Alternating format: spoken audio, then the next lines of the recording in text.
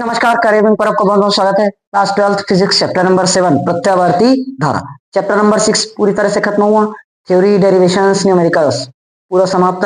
अब सिलेबस लगभग आधा हो चुका है। चैप्टर नंबर 7 कंप्लीट होने के बाद हो जाएगा। ठीक, चैप्टर नंबर 7 है प्रत्यावर्ती धारा। मोस्ट इंपॉर्टेंट चैप्टर है, यहाँ से बहुत सारे क्वेश्चंस बनते हैं। और चैप्टर 7 थोड़ा सा लॉन्ग है, कवर करने में बहुत ज्यादा दिन लग सकता है। तो लगातार क्लास देखते रहना, तभी कवर होगा। कोई भी टॉपिक छूटेगा नहीं। जितना बोर्ड एग्जाम में आता है हर एक टॉपिक को यहाँ पर कवर जरूर करें। ओके, उसके बाद न्यूमेरिकल से स्टार्ट कर देंगे जैसे ही थ्योरी खत्म होगा। फिलहाल इसका थ्योरी और डेरिवेशन ही बहुत ज्यादा लंबा जाएगा। ठीक, चलो सबसे पहले हम इसका बेसिक स्टार्ट करते हैं। देखो, प्रत्यावर्ती धारा। प्रत्यावर्ती धारा जस्ट इसके पहले वाले चैप्टर में हमने इसके बारे में थोड़ी बहुत जानकारी ली है, लेकिन वहां प्रत्यावर्ती धारा डायनेमो, दिष्ट धारा डायनेमो, इसके बारे में पढ़ा है। प्रत्यावर्ती धारा के बारे में पढ़ा ही नहीं, तो प्रत्यावर्ती धारा यहाँ पढ़ना है। सबसे पहले प्रत्यावर्ती धारा को समझने के लिए विद्युत धारा के बारे में जानकारी जरूर चाहिए है। विद्युत धारा, विद्युत धारा इसको हमने पढ़ लिया है, पहले भी कई चैप्टर में पढ़ रखी है ना, मिला है। विद्युत धारा क्या होता है ये जानते हैं। I is equal to Q upon T. I is equal to Q upon T. किसी चालक में आवेश के प्रवाह की दर को विद्युत धारा कहते हैं। ये समझ में आया? किसी चालक में आवेश की प्रवाह की दर को क्या कहते हैं? विद्युत धारा कहते हैं। ये तो पहले ही क्लियर है। परिभाषा क्या लिखेंगे? किसी चालक में आवेश के इसको प्रवाह की दर को क्या कहते हैं? विद्युत धारा। विद्युत धारा कहते। अच्छा, इसके पहले वाले चैप्टर में भंवर धारा पहले था, भंवर धारा मैं पढ़ाया नहीं ना, वो टॉपिक से मतलब चैप्टर से कट चुका है। सिलेबस में एक बार और मिला लेना। ये समझना है, किसी चालक में आवेश के प्रवाह की दर को हमने क्या कहा? विद्युत धारा। ये तो पहले भी पढ़ रखे हैं। ठीक, किसी चालक में आवेश की प्रवाह की दर को क्या कहते हैं? विद्युत धारा। I is equal to Q upon T. यहां से परिभाषा बन सकता है डायरेक्ट, किसी चालक में आवेश की प्रवाह की दर को क्या कहे? विद्युत धारा। अच्छा, इसका मात्रक बताने की जरूरत नहीं है। विद्युत धारा का मात्रक क्या होगा? एम्पियर। पहले भी पढ़ रखे हैं। अब विद्युत धारा के प्रकार में आ जाते हैं। विद्युत धारा के प्रकार इसको नहीं पढ़े थे कोई भी चैप्टर में। चैप्टर 1 में हमने थोड़ा सा विद्युत धारा के बारे में जाना था जब आवेश पढ़े थे। उसके बाद चैप्टर 3 में विद्युत धारा का पूरा टॉपिक ही था, तो वहां जाने थे, लेकिन प्रकार को कहीं भी नहीं जाने, तो प्रकार ही पढ़ते हैं। विद्युत धारा के प्रकार। विद्युत धारा के प्रकार। विद्युत धारा को बांटा गया है 2 प्रकार से। कितने प्रकार से? 2। पहला दिष्ट धारा, दिष्ट धारा। दूसरा प्रत्यावर्ती धारा, दिष्ट धारा और प्रत्यावर्ती धारा। फिर उसके बाद दिष्ट धारा भी 2 प्रकार से बटा है। पहला समदिष्ट धारा, समदिष्ट धारा। दूसरा परिवर्ती दिष्ट धारा। समदिष्ट धारा और परिवर्ती दिष्ट धारा। दिष्ट धारा समझे? दिष्ट धारा पहले हेडिंग कर लेना, दिष्ट धारा। दिष्ट धारा डायरेक्ट करंट, इसको बोलते हैं अल्टरनेट करंट। दिष्ट धारा किसको कहेंगे? जिसकी दिशा हमेशा क्या रहे? नियत रहे। क्या रहे? नियत रहे। जिसकी दिशा समय के साथ नियत रहे, मतलब जैसे जैसे समय बढ़ते जाएगा, यहाँ पर समय जैसे जैसे समय बढ़ते जाएगा, लेकिन उसकी दिशा नहीं बदलेगी। दिशा नहीं बदलेगी। समझ में आया? तो दिशा क्या होती है? नियत रहती है, मतलब अपरिवर्तित होगी। परिमाण बदले या ना बदले, परिमाण बदल सकता है लेकिन दिशा नियत रहेगी। समझ में आया? परिमाण बदले या ना बदले लेकिन दिशा क्या होती है?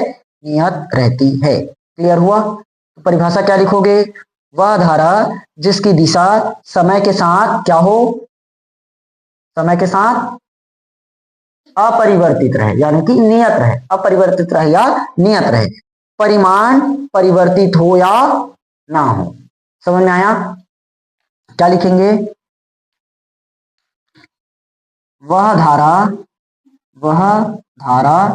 जिसकी दिशा समय के साथ क्या हो? अपरिवर्तित हो, अपरिवर्तित रहे। वह धारा जिसकी दिशा समय के साथ अपरिवर्तित रहे, परिमाण परिवर्तित हो या ना हो, परिमाण परिवर्तित हो या ना हो। समझ में आया कि नहीं आया? वह धारा जिसकी दिशा क्या हो? समय के साथ अपरिवर्तित हो, लेकिन परिमाण बदल भी सकता है और नहीं भी बदल सकता है, लेकिन दिशा फिक्स है। दिशा क्या रहेगा? दिशा समय के साथ अपरिवर्तित ही रहेगा। यहां तक क्लियर? एग्जाम्पल जान लेते हैं, उदाहरण। एक आध एग्जाम्पल सोच सकते हो तो सोचो, एग्जाम्पल क्या क्या लिख सकते हैं?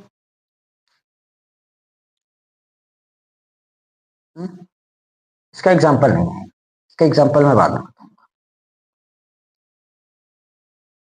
दूसरा क्या है? अच्छा एक मिनट, जैसे हमने दिष्ट धारा अभी पढ़ा ना, दिष्ट धारा का क्या है? प्रकार है कौन? समदिष्ट धारा और परिवर्ती दिष्ट धारा।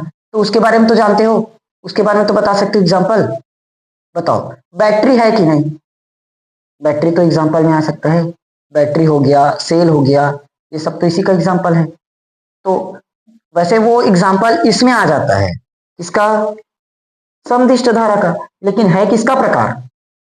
दिष्ट धारा का ही प्रकार है। दिष्ट धारा के प्रकार में तो लिख सकते हैं, तो यहाँ क्या आ जाएगा? बैटरी या सेल लिख सकते हो। ठीक, इसी में हो गया। तो अब इसका एग्जाम्पल तो पता चल गया, समझ में आया? तो वहां लिखो या नहीं? वहां लिखना ही पड़ेगा ना, परिवर्ती दिष्ट धारा का, समदिष्ट का, क्योंकि परिवर्ती का अलग होगा। दोनों का अलग अलग एग्जाम्पल बनेगा, लेकिन दोनों का एग्जाम्पल दिष्ट धारा का हो सकता है, क्योंकि उसी का प्रकार है। समझ में आया? दूसरा बोलता हूं, इसको कितने प्रकार से बांटे? दो प्रकार। पहला समदिष्ट धारा, समदिष्ट धारा, और दूसरा परिवर्ती धारा। अच्छा, अभी दिष्ट धारा में हमने क्या जाना? दिशा क्या रहता है? नियत रहता है। परिमाण बदल भी सकता है और नहीं भी बदल सकता है, होगा। तो दिष्ट धारा में क्या होना चाहिए? समदिष्ट में समय क्या होगा? दिशा क्या होगा? नियत रहेगा। दिशा क्या होगा? नियत रहेगा। और परिमाण भी नियत रहेगा। देखो ना, समदिष्ट है मतलब दिशा और परिमाण दोनों क्या रहेगा? नियत रहेगा, नियत। और परिवर्ती में साफ से पता चले, परिवर्ती मतलब परिवर्तन, लेकिन कौन परिवर्तन होगा? अब भी बोला दिशा अपरिवर्तित होगा, परिमाण बदल सकता है और नहीं बदल सकता। अभी भी दिमाग में नहीं घुसा? देखो, दिशा अपरिवर्तित होगा दोनों में, क्योंकि दिष्ट धारा मतलब दिशा नहीं बदलेगा। तो चाहे समदिष्ट रहे या परिवर्ती रहे, दिशा दोनों में क्या रहेगा? नियत रहेगा, नहीं बदल सकता। परिमाण बदल भी सकता है और नहीं भी बदल सकता। तो समदिष्ट धारा में परिमाण नहीं बदलेगा और परिवर्ती दिष्ट धारा में परिमाण बदल जाएगा। अब समझ में आया? लेकिन हमें दिशा को चेंज नहीं करना। तो समदिष्ट धारा की परिभाषा क्या जाने? वह धारा जिसकी दिशा समय के साथ अपरिवर्तित है तथा परिमाण भी अपरिवर्तित है। परिमाण भी अपरिवर्तित, तो दोनों को एक साथ लिख देते हैं ना। वह धारा जिसकी दिशा तथा परिमाण दोनों समय के साथ क्या है? समय के साथ अपरिवर्तित रहे। समझ में आया कि नहीं आया? ये क्लियर? समदिष्ट धारा समझ में आया? तो अब बताओ इसके आधार पर हम परिवर्तित दिष्ट धारा बता सकते हैं क्या? परिवर्तित लिख लोगे, परिवर्तित दिष्ट धारा। समदिष्ट धारा तो परिवर्तित दिष्ट धारा, तो वह धारा जिसकी दिशा समय के साथ नियत रहता है लेकिन परिमाण परिवर्तित होता है। क्या लिखेंगे? वह धारा जिसकी दिशा जिसकी दिशा क्या होती है? नियत होती है। दिशा नियत होती है लेकिन किंतु ऐसे कर देते, लेकिन क्या होगा? परिमाण समय के साथ क्या होगा? बदलेगा। समय के साथ क्या होगा? बदलेगा। समय के साथ बदलेगा मतलब परिवर्तित होता है। समझ में आया कि नहीं आया? दोनों क्लियर हुआ? अच्छा, इसका एग्जांपल मैंने अब लिखा नहीं था क्या इसको? सेल या बैटरी, सेल या बैटरी। बताओ प्रत्यावर्ती धारा से बैटरी चार्ज कर पाएंगे? अभी तो खैर मैं दिष्ट धारा पढ़ाया, तो प्रत्यावर्ती धारा इससे बता सकते हो? नहीं बता पाएंगे? चलो कोई बात नहीं, उसको पढ़ा दूंगा। एक इंपॉर्टेंट क्वेश्चन बनता है यहां से, जो अभी क्वेश्चन मैं किया, क्या प्रत्यावर्ती धारा से बैटरी चार्ज की जा सकती है? तो इसके बेस पर बताना रहेगा। खैर हमने प्रत्यावर्ती धारा पढ़ानी है, उसको पढ़ने के बाद ही बताऊंगा। अभी समझ में आ गया फिलहाल इतना चीज जितना हमने किया? देखो सबसे पहले हमने क्या जाना? विद्युत धारा। किसी चालक में आवेश की प्रवाह की दर को हमने क्या कहा? विद्युत धारा कहा। ठीक, आई बराबर क्यू बटे टी। फिर विद्युत धारा का प्रकार समझे, दिष्ट धारा और प्रत्यावर्ती धारा। दिष्ट धारा मतलब दिष्ट धारा और प्रत्यावर्ती धारा। दिष्ट धारा को कितने प्रकार से बांटे? दो, समदिष्ट और परिवर्ती दिष्ट। समदिष्ट और परिवर्ती दिष्ट। तो सबसे पहले दिष्ट धारा की परिभाषा जाने। वह धारा जिसकी दिशा समय के साथ क्या रहे? अपरिवर्तित रहे, परिमाण बदले या ना बदले। तो हमने इसमें जाना पहला समदिष्ट धारा। वह धारा जिसकी दिशा और परिमाण दोनों नियत रहे। देखो दिशा तो हमने जान लिया नियत रहता है, परिमाण बदल भी सकता है और नहीं भी बदल सकता। तो समदिष्ट धारा में परिमाण भी नहीं बदला। उसके बाद क्या जाने? परिवर्तित दिष्ट धारा। ये तो जानते हैं समय क्या रहना चाहिए, दिशा क्या रहनी चाहिए? नियत होनी चाहिए, और परिमाण बदल सकता है। तो यहाँ पर परिमाण क्या हो गया? बदल गया। एग्जाम्पल हो गया सेल या बैटरी। क्लियर हुआ? ये लिखा ना बैटरी, तो वही आता है क्या प्रत्यावर्ती धारा से बैटरी चार्ज की जा सकती है? तो वो तो इसका एग्जाम्पल ही नहीं है, उसमें हो ही नहीं सकता। ठीक, फिलहाल इतना नोट करो, उसको कॉन्सेप्ट को मैं आगे क्लियर कर दूंगा। समझ में आ गया? स्क्रीनशॉट ले लो या नोट करो। अरे ये मैं कैसे उल्टा उल्टा एग्जाम्पल लिखवा दिया। ये सेल या बैटरी इसका नहीं है ना?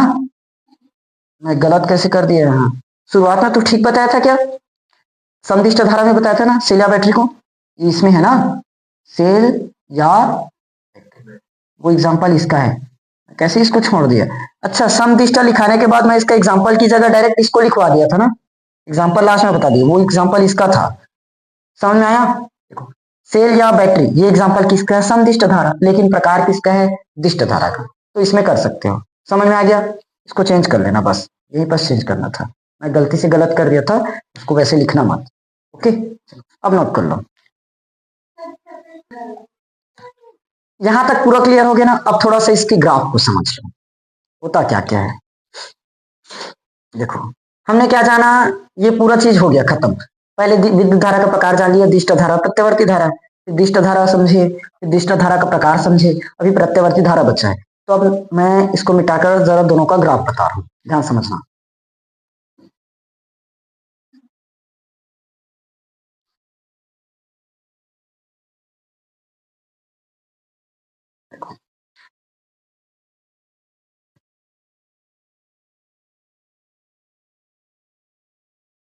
सबसे पहले क्या आया? समदिष्ट धारा। समदिष्ट धारा में क्या जाने? वह धारा जिसकी दिशा और परिमाण दोनों समय के साथ क्या है? अपरिवर्तित। दिशा और परिमाण दोनों अपरिवर्तित है। तो देखो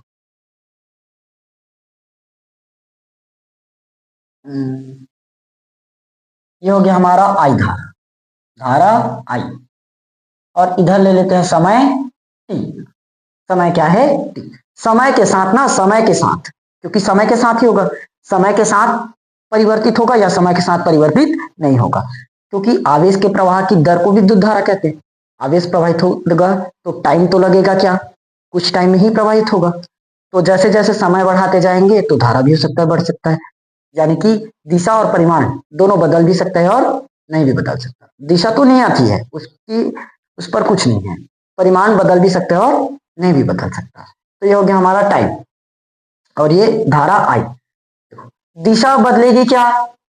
दिशा नहीं आती है, यानी कि इसी दिशा में चलेगा। लेकिन परिमाण क्या है यहाँ? समय के साथ अपरिवर्तित। परिमाण क्या है? अपरिवर्तित। तो इसका ग्राफ कुछ इस तरह बने, समझ में आया? परिमाण और दिशा दोनों समय के साथ क्या है? अपरिवर्तित है। तो ये किसका है? हमारा समदिष्ट धारा, समदिष्ट धारा।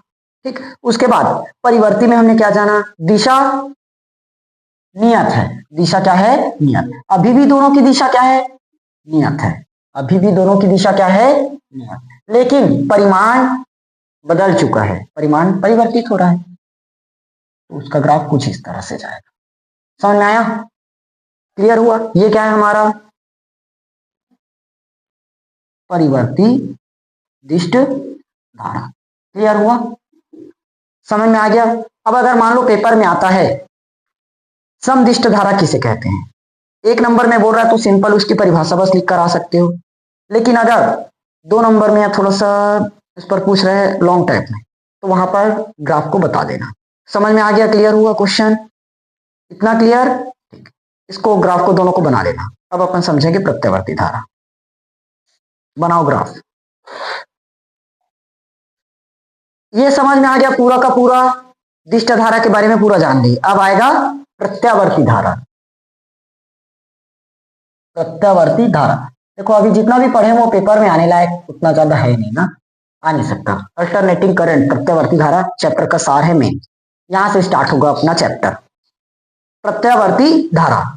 देखो चैप्टर यहां से स्टार्ट है, इसका मतलब दिष्ट धारा और परिवर्ती दिष्ट धारा ये समझने वाला नहीं था ऐसा नहीं है ना। उसको समझे भी ना, इसको कैसे समझोगे? तो इसलिए पहले उसको समझाना पड़ा। मेन तो है प्रत्यावर्ती धारा। तो आप बता सकते हो प्रत्यावर्ती धारा की परिभाषा क्या बननी चाहिए? वह धारा जिसकी दिशा तथा परिमाण, परिमाण तथा दिशा, दिशा तथा परिमाण, या परिमाण तथा दिशा, परिमाण दोनों समय के साथ क्या हो? समय के साथ आवर्ती रूप से क्या होते हैं? परिवर्तित, परिवर्तित होते हैं। इसे हमने क्या कहा? प्रत्यावर्ती धारा कहते हैं। समझना? देखो पिछली बार हमने जाना था दिशा स्थायी था, नियत था। दिशा नियत था, परिमाण बदल भी सकता है और नहीं भी बदल सकता। यहां पर दिशा और परिमाण दोनों का दोनों परिवर्तित होगा, दिशा भी परिवर्तित, परिमाण भी परिवर्तित। समझ में आया? देखो इसका I बराबर I not sine omega T, I बराबर I not sine omega T, ये समीकरण है। इसको व्युत्पन्न करना कल सीखेंगे, मतलब निगमन कल बताऊंगा। I बराबर क्या जाने?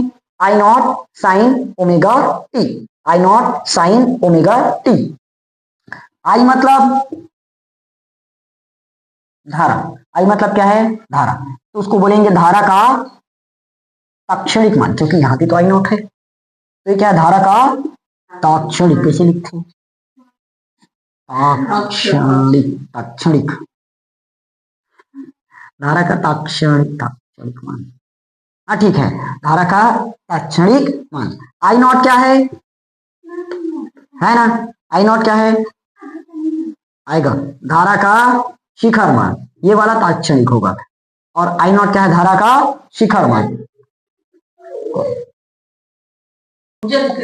हो गया ना? धारा का ताक्षणिक मान क्या है? I नॉट क्या है? धारा का शिखर, देखो शिखर मान लिख दिया हूं, मतलब धारा का शिखर मान है ना, तो शिखर मान किसका शिखर मान है मत समझना। ओमेगा बचा, ओमेगा क्या है देखो ना, टी मतलब तो पता है, टी मतलब या वो भी नहीं जानते। हाँ, ओमेगा क्या है, अरे देवी देवताओं क्या है, कोणीय आवृत्ति। समझ में आया? देखो, वह धारा जिसकी दिशा तथा समय, जिसकी दिशा तथा परिमाण दोनों समय के साथ क्या है, आवर्ती रूप से परिवर्तित होते हैं। ग्राफ समझ लेते हैं। देखो ये हो गया ग्राफ। वह धारा जिसकी दिशा और परिमाण, दिशा और परिमाण, दिशा भी बदलेगा साथ में परिमाण भी बदलेगा, दिशा और परिमाण दोनों बदलेगा। तो देखो इस तरफ अपन आई का ग्राफ बना देते हैं, आई का ग्राफ, तो इधर क्या आएगा, इधर प्लस आई है तो इधर माइनस आई, क्योंकि परिमाण क्या हो रहा है, बदल रहा है, परिमाण क्या हो रहा है, बदल रहा है, तो दोनों आएगा ना, प्लस बी और माइनस बी। समझ में आया? अब देखो, और परिमाण तो बदल गया, परिमाण के बारे में बता दिए, इधर प्लस आई और इधर माइनस आई, साफ साफ पता चल रहा है प्लस आई और माइनस आई मतलब परिमाण चेंज है। इधर मान लो प्लस 5 एम्पियर है तो इधर माइनस 5 एम्पियर हो गया ना चेंज। और दिशा भी क्या है, बदल रहा है, दिशा भी क्या है, बदल रहा है, तो इसको इस तरह से बनाऊं। समझ में आया? ठीक, बन गया। देखो अब यहां पर ध्यान समझना, ताक्षणिक मान, आई मतलब ताक्षणिक मान, ये हो गया धारा, और आई नॉट मतलब शिखर मान, शिखर मान मतलब सबसे हाई, ऊंचा, ठीक, सबसे हाई वैल्यू, ऊंचा मान मतलब उच्च मान, उच्च मान बोल सकते हो। तो देखो अगर मैं इसका शिखर मान देखूं यहीं पर मिलेगा क्या, सबसे ऊंचा शिखर यही तो है, तो ये क्या है हमारा आई नॉट, ये क्या है हमारा प्लस का आई नॉट होगा। और इधर यहां पर मिलेगा अपने को शिखर मान। देखो अगर यहां पर गए मतलब कम हो जाएगा, ठीक, फिर इधर गए और कम होते गया, ऊपर जा रहे तो फिर भी कम होते जा रहे, तो शिखर मान यहां मिला, तो ये हमारा क्या है प्लस का आई नॉट, ये क्या है हमारा आई नॉट, और ये आई नॉट क्या हुआ, आई आई धारा और इधर माइनस आई, तो ये आई नॉट होगा ना शिखर मान। अब नहीं लगेगा उसको दर्शाने के लिए। समझ में आया कि नहीं आया, ये क्लियर? और इधर ये क्या है हमारा टी, समय का ग्राफ। समझ में आ गया यहां तक? अब देखो जब पूरा का पूरा एक सर्कल बनता है, वृत्त कितना डिग्री बनाता है, 360 डिग्री। जैसे यहां पर समझना ध्यान से, ये हो गया। अगर मैं इसको क्या मानता हूं, केंद्र, इसको क्या माने, तो केंद्र मत मानो, यहां मान लो केंद्र, केंद्र यहां है, त्रिज्या बनाएंगे सीधा एक वृत्त, ये मैंने इस तरह से एक वृत्त खींचा, ठीक, ये वृत्त खींचे, तो यहां पर कितना डिग्री बनना चाहिए टोटल, 360 डिग्री, 360 डिग्री। और अगर मैं ऊपर का हिस्सा बस लूं तो कितना डिग्री आएगा, 180 डिग्री। और नीचे का हिस्सा भी कितना डिग्री है, 180 डिग्री है। इसी को मैं उसमें इस तरह से बनाया हूं। देखो ये हो गया हमारा ऊपर का हिस्सा कितना डिग्री, 180 डिग्री, और ये हो गया नीचे का हिस्सा 180। समझ में आया? पूरा का पूरा जो सर्कल है कितना डिग्री बनता है, 360 डिग्री। तो ये हो गया हमारा ऊपर वाला हिस्सा और ये नीचे वाला हिस्सा, इसको बोलते हैं धनात्मक और इसको ऋणात्मक। ये धनात्मक अर्धचक्र और ये ऋणात्मक अर्धचक्र, दोनों अर्धचक्र को मिलाए तो एक पूर्ण चक्र। समझ में आया? ये धनात्मक अर्धचक्र और ये ऋणात्मक अर्धचक्र, तो दोनों अर्धचक्र जब मिलेगा तो क्या होगा, एक पूर्ण चक्र। और पूर्ण चक्र मतलब ये यहां पर हुआ एक अर्धचक्र और ये वाला पूर्ण चक्र, तो पूर्ण चक्र मतलब 360 डिग्री। क्लियर हुआ यहां तक? तो बताओ ये वाला कोण मतलब यहां पर कितना डिग्री आना चाहिए टोटल, अगर रेडियन में चेंज करें 360 डिग्री, 360 का मतलब 2 पाई, 360 का मतलब 2 पाई। समझ में आया? और ये वाला कितना रहना चाहिए, पाई 180, यहां तक कितना बना 180 और यहां तक 360 होगा। समझ में आया कि नहीं आया लाइन? वैसे ही ये वाला अगर मैं देखूं तो ये कितना डिग्री रहना चाहिए, पाई बाई 2। ये वाला कितना डिग्री रहना चाहिए, 3 पाई बाई 2, 270 डिग्री। समझ में आया? ये मैंने गणित में भी पढ़ा रखा है ना, ये वाला 180 डिग्री, ये 90,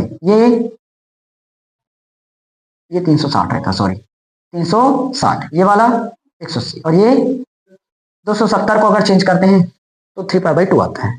समझ में आया कि नहीं आया लाइन? क्लियर? अब देखो यहां पर हम रेडियन में तो चेंज नहीं कर रहे हैं, समय के साथ आवर्ती फलन देख रहे हैं। किसके साथ? समय के साथ आवर्ती रूप से क्या होता है? परिवर्तित। तो यहां पर पाई की जगह अपन ले देंगे t/2।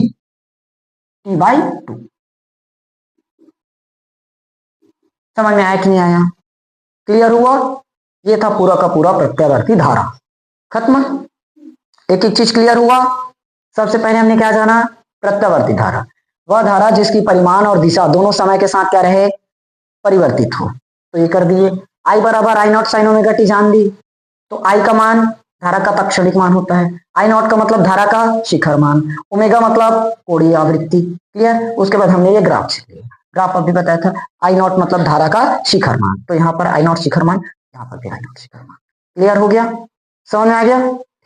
स्क्रीनशॉट ले लो, नोट कर लो। ओके, चलिए कल अब अपन पढ़ेंगे प्रत्यावर्ती धारा का निगमन। तब तक इसमें आज की क्लास में जितना भी पढ़ाया हूँ उस क्लास को एकदम अच्छे से नोट्स बनाना, प्रॉपर घर में जाना, उसको रिवाइज करना।